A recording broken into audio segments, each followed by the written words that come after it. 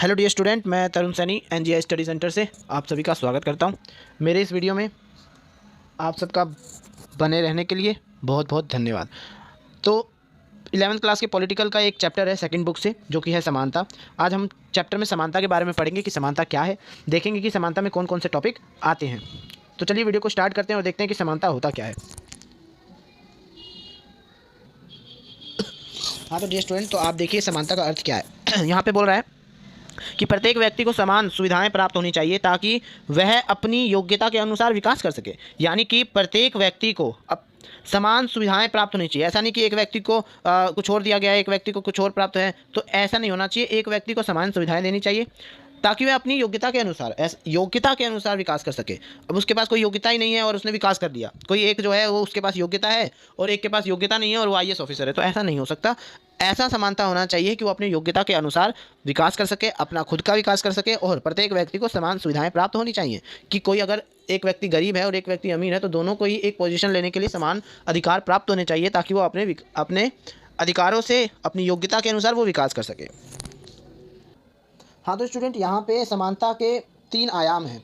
समानता कितनी प्रकार की है यहाँ पे आपको दी हुई है कि समानता इस तरीके से चल सकता है। जैसे राजनीतिक समानता। राजनीतिक समानता में सभी नागरिकों को समान नागरिकता प्रदान होनी चाहिए। ये राजनीतिक समानता में आता है कि सभी नागरिकों को समान नागरिकता प्राप्त होनी चाहिए। ऐसा नहीं कि किसी को अलग नागरिकता प्राप्त है, किसी को अलग नागरिकता प्राप्त है, तो ऐसा नहीं होना चाहिए। मतदान का अधिकार होना चाहिए सभी व्यक्ति को, ये राजनीतिक समानता में आता है। संगठन बनाना, ये भी एक राजनीतिक समानता में आता है। और अभिव्यक्ति की स्वतंत्रता है ना, अभिव्यक्ति की स्वतंत्रता भी किसमें आती है? राजनीतिक समानता में। इसके बाद है आर्थिक समानता। आर्थिक समानता में क्या क्या आ सकता है? धनी तथा निर्धनी समूहों के बीच की खाई को कम करना। मतलब कि एक धनी आदमी है, एक है धनी आदमी, एक है निर्धनी। अब भाई एक धनी आदमी है, एक निर्धन आदमी है, भाई ये भी पढ़ाई करेगा, ये भी पढ़ाई करेगा। हो सकता है कि ये अच्छा से अच्छा पैसा है इसके पास, इसलिए अच्छा से अच्छा एजुकेशन प्राप्त करे, लेकिन ये हो सकता है कि इसके पास पैसा नहीं है पर एजुकेशन इसके पास अच्छा प्राप्त ना हो। लेकिन ऐसा नहीं है। आर्थिक समस्याएं भी समानताओं में आ सकती हैं कि एक व्यक्ति धनी है और एक व्यक्ति निर्धनी है, तो इसीलिए गवर्नमेंट स्कूल बनाए कि उसमें धनी और निर्धनी दोनों एक बराबर ही माना जाएगा। ठीक है ना, तो इसी वजह इसको बोलते हैं आर्थिक समानता। मतलब कि आर्थिक समानताओं के अंदर आ सकता है। और समान अवसर उपलब्ध कराना, मतलब कि और कुछ सामान्य अवसर ऐसे हैं जिसको वो उपलब्ध करा सकती है। सामाजिक समानता में क्या क्या आ सकता है बेटा? सामाजिक समानता में स्वास्थ्य सुविधाएं उपलब्ध कराना। स्वास्थ्य सुविधा है ना, ये सामाजिक में आ जाता है। स्वास्थ्य से रिलेटिव जितने भी चीज़ें हैं ये सब किस में आ जाता है? कौन सी चीज़ में?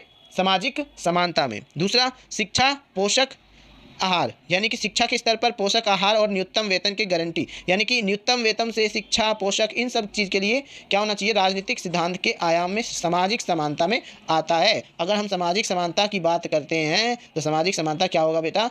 शिक्षा, पोषण आहार, न्यूनतम वेतन की गारंटी, स्वास्थ्य सुविधा उपलब्ध कराना, ये सब सामाजिक समानता में आ जाता है। इसके आगे देखते हैं जरा।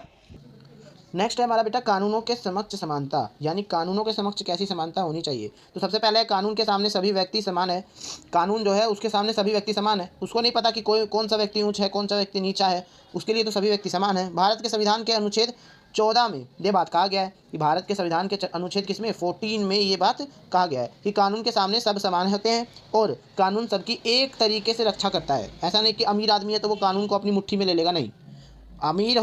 अमीर आदमी हो, रिच हो, चाहे पुअर हो, सभी को कानून के अंडर में काम करना पड़ेगा।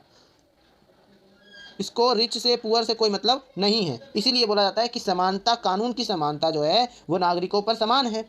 कानून किसी पर भेदभाव नहीं करता है। ठीक है, तो आगे बढ़ते हैं जरा। हाँ तो फ्रांसीसी क्रांति आपने तो पढ़ी होगी 9th क्लास में। देखो फ्रांसीसी क्रांति कब शुरू हुई थी? 1789 में हुई थी। ठीक है, स्वतंत्रता, समानता तथा भाईचारा का नारा लगाया था किन्होंने? इन्होंने। ठीक है, फ्रांस के शासक लुई 16वें को सत्ता से हटाया जाए। फ्रांस के जो शासक थे लुई 16वां को सत्ता से हटाया जाए, ऐसा कहा था किन्होंने? इन्होंने। कब? किस चीज़ का? कि स्वतंत्रता, समानता तथा भाईचारा का नारा लगाया था। ठीक है ना, कि हमें भाई स्वतंत्रता दिलाइए, समानता दिलाइए और भाईचारा होना चाहिए सभी के बीच, ऐसा इन्होंने सिद्धांत बना रखा था। इसलिए इन्होंने कई लड़ाई भी की थी। अभी फ़िलहाल इतना ही रखते हैं, आगे नेक्स्ट पार्ट में हम पढ़ेंगे। ठीक है, अभी फ़िलहाल के लिए इतना ही। तो वीडियो अगर पसंद आई हो तो लाइक कर दीजिए, सब्सक्राइब कीजिए और बने रहिए हमारे वीडियो के साथ। ऐसे ही इंटरेस्टिंग वीडियो आपको आगे भी मिलती रहेगी। Thank you, tata and bye bye.